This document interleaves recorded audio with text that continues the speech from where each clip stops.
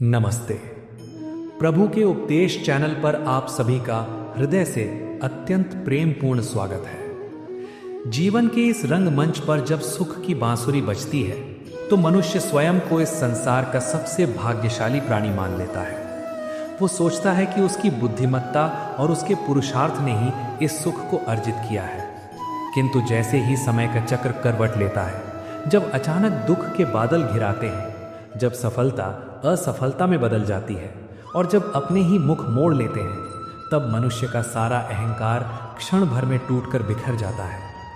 उस घोर अंधकार और निराशा के क्षण में मनुष्य अपनी अश्रुपूर्ण आंखों से आकाश की ओर देखता है और चीत्कार कर उठता है, हे ईश्वर, तू मुझे किस बात की सजा दे रहा है?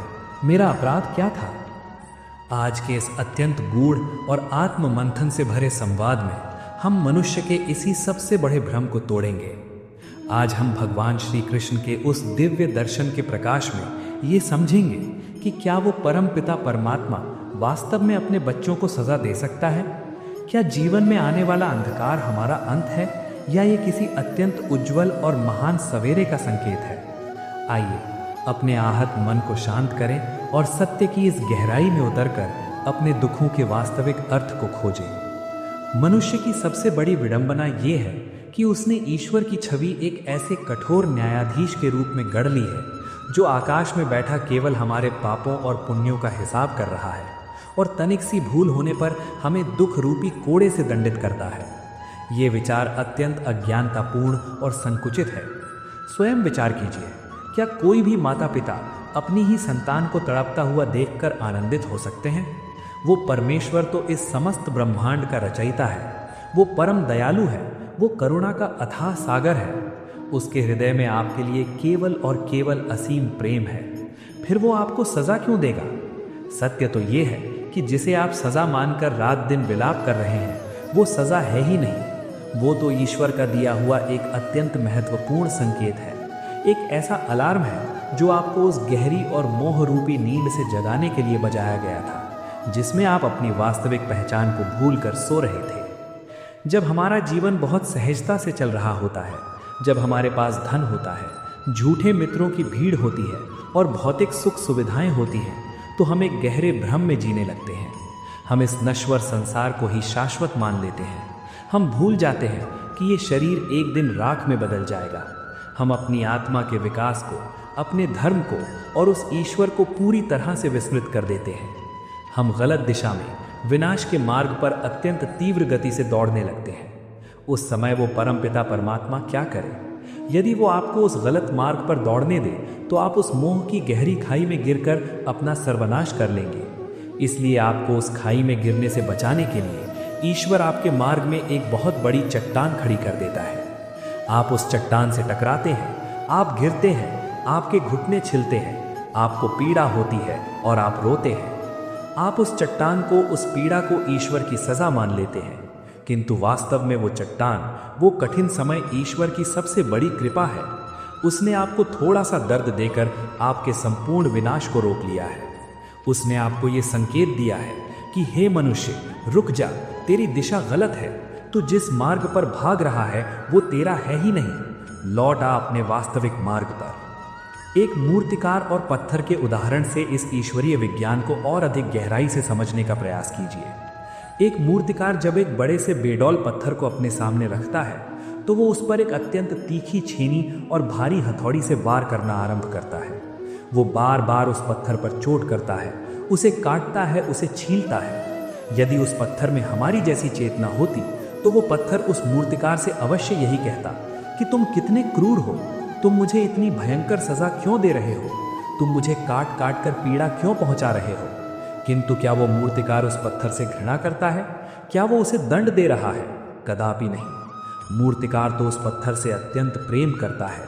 वो अपनी छेनी और हथौड़ी की चोट से पत्थर को सजा नहीं दे रहा, बल्कि वो तो उस पत्थर के उन व्यर्थ और अतिरिक्त हिस्सों को काट कर बाहर निकाल रहा है जो उस पत्थर के भीतर छिपी हुई एक अत्यंत सुंदर, वंदनीय और दिव्य मूर्ति को बाहर आने से रोक रहे हैं। जब वो काट छांट की पीड़ा समाप्त हो जाती है तो वही साधारण और बेडौल पत्थर एक भगवान की मूरत में बदल जाता है और सदियों तक मंदिरों में पूजा जाता है।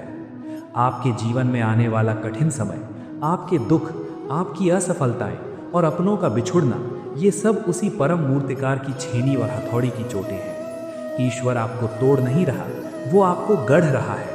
वो आपके भीतर जमे हुए अहंकार, लोभ, मोह, ईर्ष्या और अज्ञानता के उन व्यर्थ हिस्सों को अत्यंत निर्ममता से काट रहा है, जो आपकी आत्मा की वास्तविक सुंदरता को ढके हुए हैं। जब आपका धन नष्ट होता है तो वो आपको ये संकेत दे रहा होता है कि आपकी सुरक्षा इस कागज के टुकड़ों में नहीं, बल्कि आपके आत्मबल में है। जब आपके अपने आप को बीच राह में धोखा देकर चले जाते हैं तो वो आपको ये संकेत दे रहा होता है कि आप उन नश्वर शरीरों पर निर्भर थे जो स्वयं असहाय हैं। वो आपको अपनी निर्भरता उन नश्वर मनुष्यों से हटाकर स्वयं उस अविनाशी परमेश्वर पर केंद्रित करने का संकेत दे रहा है। यदि जीवन में ये चोटें ना आए, ये दर्द न मिले, तो हम कभी भी भीतर की ओर मुड़कर न देखें। हम कभी भी उस परम शांति और उस परम सत्य को प्राप्त ही न कर सकें जिसके लिए हमारा जन्म हुआ है। अक्सर जब कठिन समय आता है तो हमारे सारे मार्ग बंद होते हुए प्रतीत होते हैं। हम जिस द्वार को खटखटाते हैं वही हमारे मुंह पर बंद कर दिया जाता है। हम निराश होकर सोचते हैं कि ईश्वर ने हमसे मुख मोड़ लिया है, किंतु आध्यात्मिक दृष्टि से इसका अर्थ पूर्णतः भिन्न है। जब ईश्वर आपके जीवन के सारे द्वार बंद कर रहा होता है तो वो वास्तव में आपको उन द्वारों से दूर कर रहा होता है जहां प्रवेश करना आपके लिए भविष्य में अत्यंत हानिकारक सिद्ध हो सकता था। वो आपको उन छोटी और व्यर्थ की चीज़ों से बचा रहा है जिन्हें आप अपनी छोटी सी बुद्धि से अपने लिए श्रेष्ठ मान रहे थे। जब वो एक द्वार बंद करता है तो इसका स्पष्ट अर्थ है कि उसने आपके लिए कोई एक बहुत बड़ा, बहुत ही दिव्य और आपकी कल्पना से भी परे का एक नया द्वार खोल रखा है। कठिन समय आपको गलत स्थानों और गलत लोगों से बलपूर्वक बाहर निकालने की ईश्वरीय प्रक्रिया है, ताकि आप उस सही स्थान और उन सही लोगों तक पहुंच सकें जो आपकी नियति में लिखे हैं। सोने की शुद्धता की प्रक्रिया पर ध्यान दीजिए। जब स्वर्णकार को सोने को पूरी तरह से कुंदन बनाना होता है तो वो उसे एक अत्यंत प्रज्वलित और धधकती हुई भट्टी में डाल देता है। सोना उस भयंकर ताप में पिघलता है, उबलता है, किंतु उस भयंकर अग्नि में क्या वास्तव में सोना जलता है? नहीं, अग्नि में सोने का कुछ नहीं बिगड़ता। अग्नि में तो केवल वो अशुद्धियाँ, वो खोट और वो मैल जलकर भस्म होता है जो सोने में मिला हुआ था। जितना अधिक ताप होता है, सोना उतना ही अधिक शुद्ध और चमकदार होकर बाहर आता है। आपका कठिन समय भी ईश्वर की वही पवित्र भट्टी है। इस भट्टी में आपकी आत्मा कभी नहीं जल सकती, क्योंकि आत्मा तो अजर और अमर है। इस भट्टी में केवल आपका वो खोट जल रहा है जिसने आपको अशुद्ध कर रखा था। आपका झूठा अभिमान, आपकी व्यर्थ की कामनाएं और आपकी कमजोरियां। जब ये कठिन समय समाप्त होगा तो आप स्वयं को एक ऐसे मजबूत, शांत और निडर मनुष्य के रूप में पाएंगे जिसे संसार की कोई भी परिस्थिति अब हिला नहीं सकती। ये दुख आपको नष्ट करने नहीं आया, ये तो आपको अपराजित और अजेय बनाने आया है। इसलिए आज और अभी से अपने आंसुओं को पोंछिए और अपने दृष्टिकोण को पूरी तरह से बदल दीजिए। अपने दुखों को अपना शत्रु मानना छोड़िए और उन्हें अपने जीवन का सबसे महान शिक्षक मानकर उनका स्वागत कीजिए। जब आप ये स्वीकार कर लेते हैं कि जो कुछ भी हो रहा है वो उसी दयालु परमात्मा की इच्छा से हो रहा है और इसमें निश्चय ही मेरा कोई परम कल्याण छिपा है, तो उसी क्षण उस कठिन समय की आधी पीड़ा स्वतः ही समाप्त हो जाती है। संघर्ष केवल तब तक है जब तक आप यथार्थ को स्वीकार नहीं करते। जिस क्षण आप ईश्वर के उस संकेत को समझकर पूर्ण रूप से समर्पण कर देते हैं, वो कठिन समय एक बहुत बड़े आशीर्वाद में परिवर्तित हो जाता है। मनुष्य का मन जब कठिन समय के अंधकार में घिरता है तो उसकी सोचने समझने की क्षमता क्षीण हो जाती है। उसे लगता है कि चारों ओर केवल निराशा की दीवारें हैं और बाहर निकलने का कोई मार्ग नहीं है। किंतु विचार कीजिए, ये निराशा वास्तव में जन्म कहाँ से लेती है? ये निराशा उस समय जन्म लेती है जब हमारी अपनी बनाई हुई योजनाएं विफल हो जाती हैं। हम जीवन को अपनी छोटी सी बुद्धि और सीमित दृष्टि से चलाने का प्रयास करते हैं। हम ये मान बैठते हैं कि जो हमने सोचा है वही हमारे लिए श्रेष्ठ है। जब प्रकृति हमारी उन योजनाओं को तोड़ती है तो हमारा अहंकार आहत होता है। हम ये स्वीकार नहीं कर पाते कि इस ब्रह्मांड का एक और महान रचयिता है जिसकी योजनाएं हमारी योजनाओं से करोड़ों गुना अधिक विशाल, परिपूर्ण और कल्याणकारी है। जब आपका कठिन समय चल रहा हो, जब आपकी हर योजना मिट्टी में मिल रही हो, तो ये इस बात का अत्यंत स्पष्ट संकेत है कि अब ईश्वर ने आपके जीवन की बागडोर अपने हाथों में ले ली है। वो आपकी उन छोटी और सीमित योजनाओं को इसलिए नष्ट कर रहा है ताकि वो अपनी विराट योजना को आपके जीवन में लागू कर सके। क्या आप एक छोटे से कंकड़ को बचाने के लिए उस बहुमूल्य हीरे को ठुकरा देंगे जो ईश्वर आपको देना चाहते हैं? पांडवों के जीवन का स्मरण कीजिए। वो तो साक्षात धर्म के अवतार थे। उनके साथ स्वयं योगेश्वर श्री कृष्ण हर क्षण उपस्थित थे। फिर भी उन्हें 13 वर्ष का कठोर वनवास और अज्ञातवास भोगना पड़ा। उन्हें दर दर भटकना पड़ा। क्या वो ईश्वर की कोई सजा थी? यदि ईश्वर चाहते तो क्या वो एक क्षण में दुर्योधन का विनाश करके पांडवों को राज सिंहासन नहीं सौंप सकते थे? अवश्य सौंप सकते थे, किंतु वो वनवास कोई सजा नहीं थी। वो तो नियति का एक अत्यंत आवश्यक संकेत और तैयारी थी। उस घोर संकट और वनवास की भट्टी में तपकर ही पांडव उस महायुद्ध के लिए योग्य बन सके। वनवास के उन कष्टों ने उनके भीतर के अहंकार को नष्ट किया, उन्हें तपस्या का बल दिया, उन्हें समाज के हर वर्ग के दुखों का साक्षात अनुभव कराया और उनके भीतर वो वैराग्य उत्पन्न किया जो एक सच्चे राजा के लिए अनिवार्य है। यदि पांडवों ने वो कठिन समय नहीं देखा होता तो वे कभी भी महाभारत के उस महाविनाशकारी युद्ध में धर्म की स्थापना करने के योग्य नहीं हो पाते। आपके जीवन का वनवास, आपका ये कठिन समय भी आपकी उसी परम तैयारी का एक चरण है। ईश्वर आपको किसी बहुत बड़े युद्ध, किसी बहुत बड़े उत्तरदायित्व और किसी बहुत बड़ी विजय के लिए तैयार कर रहा है। जब मनुष्य दुख में होता है तो वो सबसे बड़ी भूल ये करता है कि वो कर्म करना छोड़ देता है। वो भाग्य को कोसते हुए अकर्मण्य होकर बैठ जाता है। वो सोचता है कि जब ईश्वर ही मेरे विरुद्ध है तो मेरे कर्म करने से क्या होगा। यहीं पर भगवान श्री कृष्ण का कर्म योग अंधकार में एक प्रकाश स्तंभ की भांति कार्य करता है। गीता का स्पष्ट उद्घोष है कि परिस्थितियां चाहे कितनी भी विपरीत क्यों ना हो, मनुष्य का अधिकार और उसका धर्म केवल कर्म करने में है। कठिन समय में आपका कर्म ये नहीं है कि आप रातों रात परिस्थितियों को बदल दें, क्योंकि वो आपके नियंत्रण में नहीं है। कठिन समय में आपका कर्म है अपने धैर्य को न खोना, अपने धर्म पर अडिग रहना और अपनी आशा को जीवित रखना। जब आप दुख के समय में भी बिना किसी फल की चिंता किए पूरी निष्ठा से अपना कर्तव्य करते रहते हैं तो वो साधारण कर्म नहीं रह जाता, वो साक्षात ईश्वर की आराधना बन जाता है। कठिन समय में किया गया एक छोटा सा निस्वार्थ कर्म सुख के समय में किए गए करोड़ों के दान से अधिक पुण्यदायी और शक्तिशाली होता है। क्योंकि सुख में तो हर कोई कर्म कर लेता है, किंतु दुख की आंधी में जो अपने कर्तव्य का दीपक जलाए रखता है, ईश्वर उसी के समक्ष अपना वास्तविक स्वरूप प्रकट करते हैं। इस कठिन समय में एक और जो सबसे बड़ा संकेत छिपा होता है वो है आपके अपने और पराये की पहचान। जब आप सफलता के शिखर पर होते हैं तो आपके चारों ओर लोगों की भीड़ होती है। वे सब आपके मित्र होने का दावा करते हैं, किंतु वे आपसे प्रेम नहीं करते। वे आपकी सफलता, आपके धन और आपके पद से प्रेम करते हैं। ईश्वर जानता है कि ये झूठी भीड़ एक दिन आपको गहरे गर्त में धकेल देगी, इसलिए वो कठिन समय की आंधी भेजता है। इस आंधी में वो सारे झूठे मुखौटे उड़ जाते हैं। जो लोग आपके जीवन में केवल स्वार्थ के लिए आए थे, वे आपको उस संकट में अकेला छोड़कर भाग जाते हैं। आप उनके जाने पर विलाप करते हैं, आप इसे अपना दुर्भाग्य मानते हैं, किंतु ये दुर्भाग्य नहीं, ये तो ईश्वर की वो शल्य चिकित्सा है जिसने आपके जीवन से उन विषैले तत्वों को हमेशा के लिए बाहर निकाल फेंका है। जब वो झूठी भीड़ छट जाती है तब आपको उन 1 या 2 सच्चे लोगों की पहचान होती है जो आपके उस घोर अंधकार में भी आपका हाथ थामे खड़े रहते हैं। और सबसे बढ़कर जब सारे बाहरी लोग आपका साथ छोड़ देते हैं, केवल तभी आप भीतर मुड़कर उस परमात्मा को पुकारते हैं। कठिन समय वो एकमात्र अवसर है जो मनुष्य को ईश्वर के सबसे अधिक निकट ले जाता है। धैर्य इस कठिन समय को पार करने की सबसे बड़ी नौका है। हम आज के युग में सब कुछ तुरंत चाहते हैं। हमने एक बीज बोया और हम अगले ही दिन उसमें फल देखना चाहते हैं।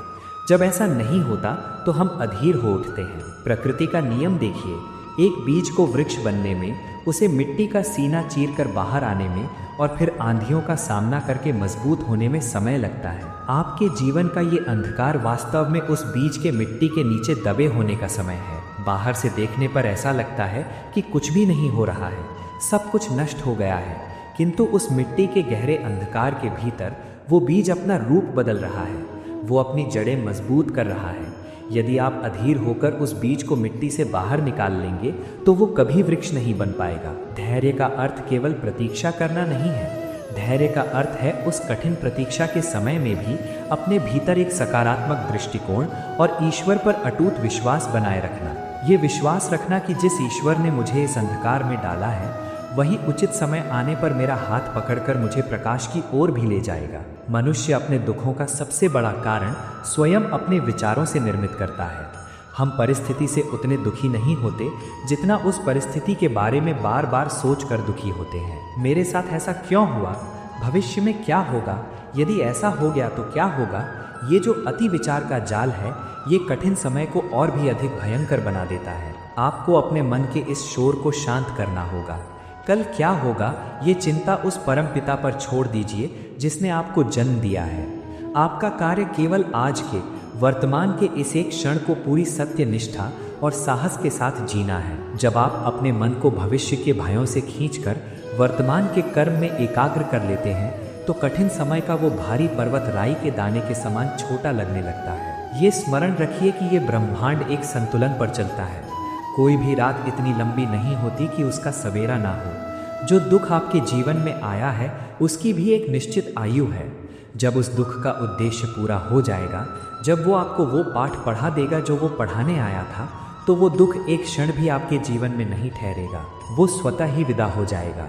इसलिए उस दुख से लड़िए मत, उससे भागने का प्रयास मत कीजिए। उसे एक कठोर किंतु हितकारी गुरु के रूप में स्वीकार कीजिए। उसके सामने अपने अहंकार को झुका दीजिए और कहिए कि हे ईश्वर, ये परिस्थिति आपकी ही दी हुई है। मैं इसे आपके प्रसाद के रूप में स्वीकार करता हूँ। मुझे केवल इतनी शक्ति दें कि मैं इस अग्नि परीक्षा में अपने धर्म और अपने धैर्य से विचलित न हूँ। जब आपके भीतर ये स्वीकार भाव आ जाता है तो उस पीड़ा का विष अमृत में बदल जाता है। दुख और पीड़ा का ये ईश्वरीय संकेत भी है कि अब आपके भीतर वैराग्य का जन्म होना चाहिए। जब तक हम सांसारिक सुखों में डूबे रहते हैं हमारी दृष्टि बाहर की ओर ही रहती है।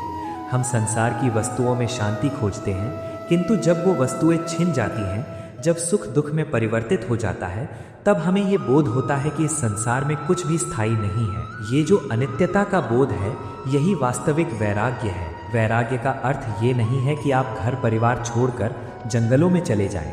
वैराग्य का अर्थ है कि आप संसार में रहें, अपने सभी कर्तव्यों का पालन करें, किंतु आपके मन में किसी भी वस्तु या व्यक्ति के प्रति आसक्ति न हो। आप एक कमल के पत्ते की भांति हो जाएं, जो जल में रहता तो है किंतु जल की एक भी बूंद उस पर ठहर नहीं पाती। कठिन समय आपको उसी कमल के पत्ते में रूपांतरित करने की प्रक्रिया है। जब आप इस सत्य को समझ लेते हैं कि जो कुछ भी मेरे पास है वो सब नश्वर है, तो फिर किसी वस्तु के छिन जाने का दुख आपको भीतर तक नहीं तोड़ पाता। कई बार हम अपने अतीत की भूलों को लेकर स्वयं को कोसते रहते हैं। हम सोचते हैं कि ये कठिन समय हमारे किसी पुराने पाप का दंड है। यद्यपि कर्मों का फल अवश्य मिलता है, किंतु ईश्वर प्रतिशोध की भावना से दंड नहीं देता।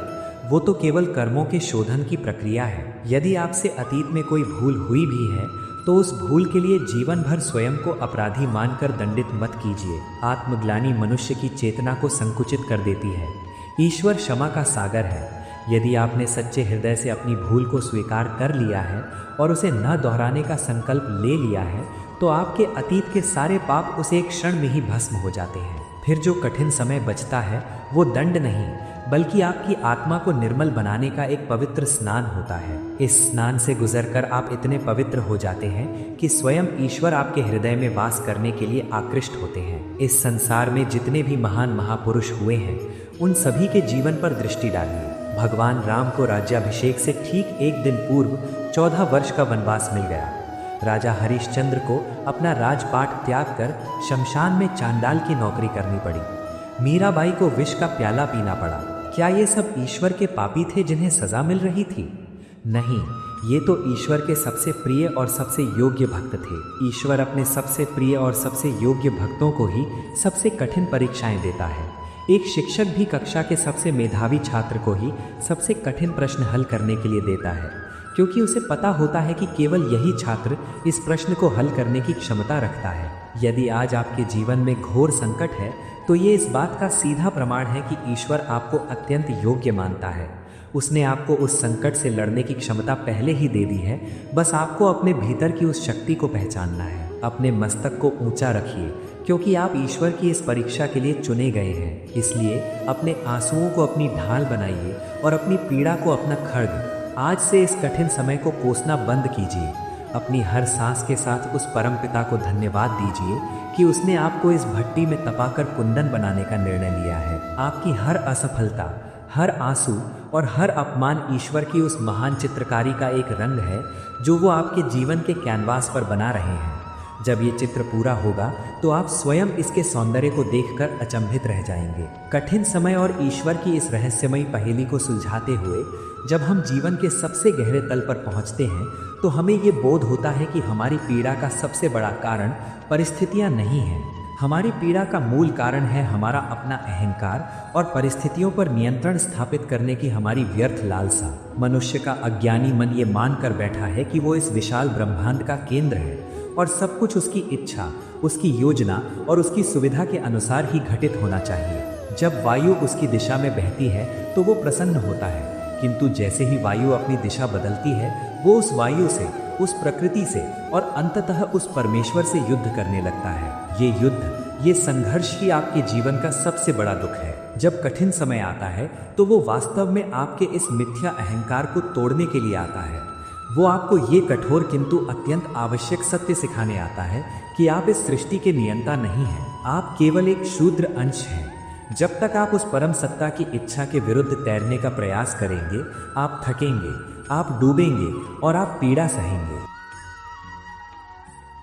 किंतु जिस क्षण आप अपने अहंकार के भारी बोझ को त्याग कर उस ईश्वरीय प्रवाह के साथ स्वयं को छोड़ देते हैं, जिस क्षण आप ये स्वीकार कर लेते हैं कि हे प्रभु, मेरी कोई योजना नहीं, अब केवल तेरी ही योजना मेरा भाग्य है, उसी क्षण आपके भीतर से सारा संघर्ष, सारी पीड़ा और सारा भय सदा के लिए वाष्प बनकर उड़ जाता है।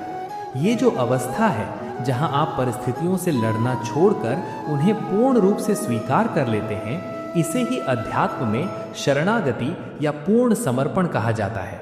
समर्पण का अर्थ ये कदापि नहीं है कि आप कायर बन जाएं या अपने कर्तव्यों से मुख मोड़कर अकर्मण्य हो जाएं। कुछ अज्ञानी लोग समर्पण का अर्थ हार मान लेना समझते हैं, किंतु सत्य इसके सर्वथा विपरीत है। समर्पण का अर्थ है अपने कर्म को अपने 100% सामर्थ्य, पूरी निष्ठा और पूरी ईमानदारी के साथ करना, किंतु उस कर्म के परिणाम से स्वयं को पूरी तरह मुक्त कर लेना। जब आप कठिन समय में होते हैं तो आपका मन निरंतर इसी चिंता में जलता रहता है कि कल क्या होगा, क्या मैं इस संकट से बाहर निकल पाऊंगा, क्या मेरा खोया हुआ सम्मान वापस मिलेगा। ये भविष्य की चिंता आपके वर्तमान के कर्म को, आपकी ऊर्जा को दीमक की भांति खा जाती है। समर्पण आपको इस चिंता से मुक्त करता है। जब आप अपने दोनों हाथ जोड़कर उस परम पिता से कहते हैं कि हे नाथ, मैंने अपना सर्वश्रेष्ठ प्रयास कर दिया है, अब इस युद्ध का जो भी परिणाम हो, चाहे मेरी जय हो या पराजय, मैं उसे आपका प्रसाद मानकर माथे से लगाऊंगा। जब ये भाव आपके भीतर जागृत होता है तो आप रातों रात चिंता मुक्त हो जाते हैं। आप ये भली भांति जान लेते हैं कि जिस रथ की बागडोर साक्षात त्रिलोकी नाथ के हाथों में सौंप दी गई हो, वो रथ चाहे कितने भी भयंकर अंधकार, कितने भी गहरे खड्ड या कितने भी दुर्गम मार्ग से क्यों न गुजरे, उसका गंतव्य तक पहुंचना सुनिश्चित है। कठिन समय आपको इसी परम समर्पण की ओर ले जाने का ईश्वरीय संकेत है। जब तक आपके पास धन का, बल का या अपनों का सहारा होता है, आपका अहंकार आपको कभी ईश्वर के समक्ष पूरी तरह झुकने नहीं देता। इसलिए ईश्वर अत्यंत करुणावश आपके वे सारे भौतिक और नश्वर सहारे एक एक करके छीन लेता है, ताकि आपके पास उस परमेश्वर के अतिरिक्त और कोई विकल्प ही शेष ना रहे। वो आपको असहाय इसलिए करता है ताकि आप उसकी वास्तविक सहायता को प्राप्त करने के योग्य बन सकें। एक अत्यंत निपुण और करुणा से भरे वैद्य के दृष्टांत पर ध्यान दीजिए। जब कोई रोगी किसी भयंकर और जानलेवा रोग से ग्रस्त होकर उस वैद्य के पास आता है तो वो वैद्य उसे खाने के लिए कोई मीठा मिष्ठान नहीं देता, वो उसे अत्यंत कड़वी औषधियां पीने के लिए देता है। कई बार उसे रोगी के शरीर की चीरफाड़, शल्य चिकित्सा भी करनी पड़ती है। उस प्रक्रिया में रोगी को असहनीय पीड़ा होती है, वो चीखता है, वो रोता है और कई बार वो अज्ञानतावश उस वैद्य को निर्दयी और क्रूर भी समझ लेता है। किंतु क्या वो वैद्य वास्तव में क्रूर है? क्या वो उस रोगी को पीड़ा देकर कोई आनंद प्राप्त कर रहा है? नहीं, वैद्य उस रोगी से प्रेम करता है, वो उसके प्राणों की रक्षा करना चाहता है। वो भली भांति जानता है कि यदि आज इस रोगी को ये कड़वी औषधि नहीं पिलाई गई, यदि आज इसे ये शल्य चिकित्सा का थोड़ा सा दर्द नहीं दिया गया, तो कल ये रोग इसके पूरे शरीर को सड़ाकर इसे मृत्यु के मुख में ढकेल देगा। वो वैद्य उस रोगी को पीड़ा नहीं दे रहा, वो तो उस पीड़ा के माध्यम से उसके भीतर के विष को, उस प्राण लेवा रोग को नष्ट कर रहा है। आपका वो परम पिता परमात्मा भी इस ब्रह्मांड का सबसे बड़ा और सबसे दयालु वैद्य है। जब वो देखता है कि आपके भीतर मोह, लोभ, अहंकार, काम और क्रोध का भयंकर रोग इतना बढ़ गया है कि वो आपकी आत्मा को ही नष्ट कर देगा, तो वो आपको कठिन समय रूपी कड़वी औषधि पीने के लिए देता है। वो आपको असफलता, वियोग और तिरस्कार का वो दर्द देता है जो उस समय असहनीय प्रतीत होता है, किंतु वास्तव में वो आपका उपचार कर रहा है। वो आपके भीतर के उस विष को काट रहा है जो जन्म जन्मांतरों से आपकी आत्मा पर हावी था।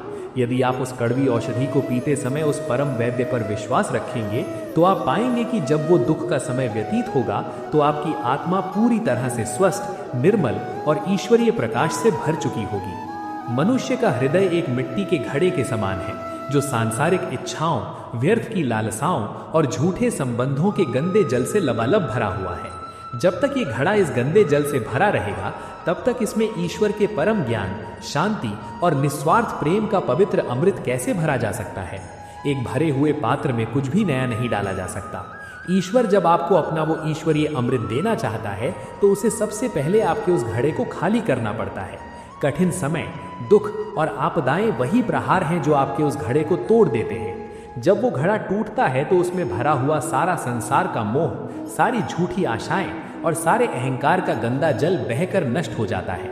घड़े का टूटना पीड़ादायक अवश्य होता है। हमें लगता है कि हमारा सर्वस्व लुट गया, किंतु वास्तव में उसी टूटे हुए हृदय के रिक्त स्थान से, उन दरारों से ही ईश्वर का वो परम प्रकाश हमारे भीतर प्रवेश करता है। सूफी संत जलालुद्दीन रूमी ने भी यही कहा है कि घाव वो स्थान है जहां से प्रकाश तुम्हारे भीतर प्रवेश करता है।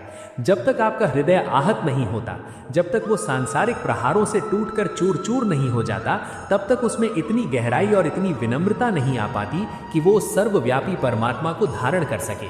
इसलिए अपने टूटे हुए हृदय को लेकर विलाप मत कीजिए। उस टूटन को ईश्वर के आगमन का मार्ग समझिए।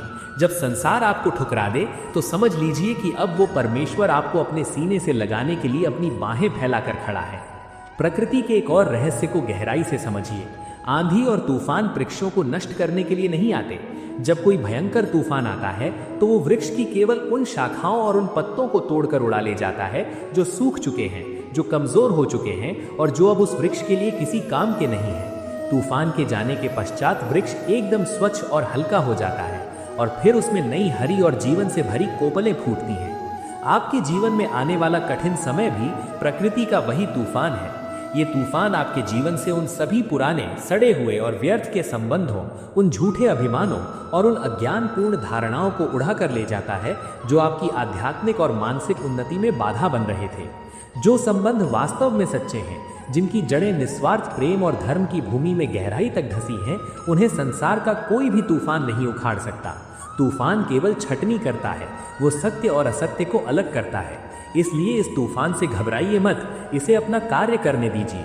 जब ये तूफान शांत होगा, तो आप पाएंगे कि आपके जीवन में जो कुछ भी शेष बचा है, वो अत्यंत शुद्ध, सत्य और ईश्वरीय है। और उसी सत्य की नींव पर आपके जीवन का एक नया, अधिक सुंदर और कभी न ढहने वाला भवन खड़ा होगा।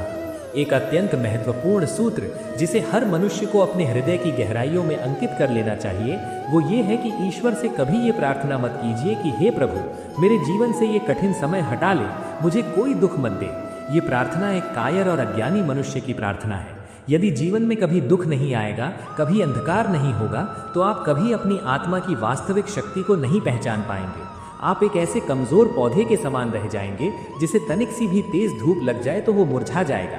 ईश्वर से प्रार्थना करनी है तो ये कीजिए कि हे परमपिता, तू मुझे चाहे जितने दुख दे, चाहे कितनी बड़ी अग्नि परीक्षाओं में डाल, मुझे वो सब स्वीकार है, किंतु मुझे केवल इतनी शक्ति, इतना धैर्य और इतना विवेक प्रदान कर कि उस भयंकर से भयंकर दुख में भी मेरा विश्वास तुझ पर से कभी कम ना हो, मेरे कर्म का मार्ग कभी भ्रष्ट ना हो और मैं उस अंधकार में भी तेरे उस दिव्य संकेत को देख सकूं। जब आप ईश्वर से विपत्तियों से लड़ने की शक्ति मांगते हैं, तो आप एक सच्चे योद्धा बन जाते हैं और ईश्वर अपने योद्धाओं को कभी युद्ध के मैदान में अकेला नहीं छोड़ता। वो साक्षात आपके रथ का सारथी बनकर आपके जीवन के हर कुरुक्षेत्र में आपका मार्गदर्शन करता है। स्वयं विचार कीजिए, क्या आप आज भी अपने उन दुखों के लिए, उस बीते हुए कल के लिए ईश्वर को कोस रहे हैं जिसने वास्तव में आपको इतना मजबूत और इतना समझदार बनाया है?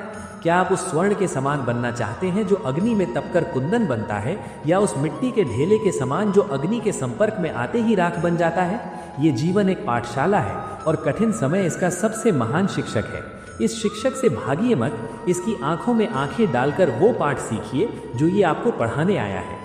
जब आप इस परीक्षा को अपने धैर्य, अपनी निष्ठा और ईश्वर के प्रति अपने पूर्ण समर्पण के बल पर उत्तीर्ण कर लेंगे तो ये संसार आपके उस निखरे हुए स्वरूप को देखकर आश्चर्यचकित रह जाएगा। आपका वो अंधकारमय समय ही आपकी सबसे बड़ी प्रेरणा और आपकी सबसे बड़ी विजय गाथा में परिवर्तित हो जाएगा। प्रभु के उपदेश की ये अत्यंत गहरी, भावपूर्ण और जीवन को नई दिशा देने वाली ज्ञान यात्रा आज यही पूर्णता को प्राप्त होती है। हमने इस संवाद में ये भली भांति जान लिया कि ईश्वर कभी अपने बच्चों को सजा नहीं देता। कठिन समय तो उसका वो करुणा से भरा अलार्म है, वो दिव्य संकेत है जो हमें हमारी अज्ञानता की नींद से जगाकर हमारे वास्तविक और ईश्वरीय मार्ग पर वापस लाने के लिए बचता है। आशा है कि इस उपदेश ने आपके आहत हृदय पर छाए हुए अज्ञान और निराशा के अंधकार को दूर किया होगा। जब भी जीवन में कोई संकट आए, कोई अपना साथ छोड़ दे या हर मार्ग बंद होता प्रतीत हो तो निराश होकर बैठे नहीं, अपनी आंखें बंद करें, उस परम पिता को धन्यवाद दें और एक मुस्कान के साथ उस चुनौती को स्वीकार करें। याद रखें, आप उस परमेश्वर के अंश हैं जिसे ना तो कोई दुख तोड़ सकता है और ना ही कोई असफलता पराजित कर सकती है। सदैव प्रसन्न रहिए, अपने कर्मों को धर्म की कसौटी पर कसते रहिए और अपने हृदय में ईश्वर के प्रति अटूट विश्वास बनाए रखिए। हम फिर मिलेंगे जीवन के किसी नए सत्य, किसी नई प्रेरणा और एक नए आध्यात्मिक संवाद के साथ। तब तक के लिए अपने भीतर के प्रकाश को जगाए रखें। प्रभु के उपदेश सदैव आपके साथ हैं। जय श्री कृष्ण।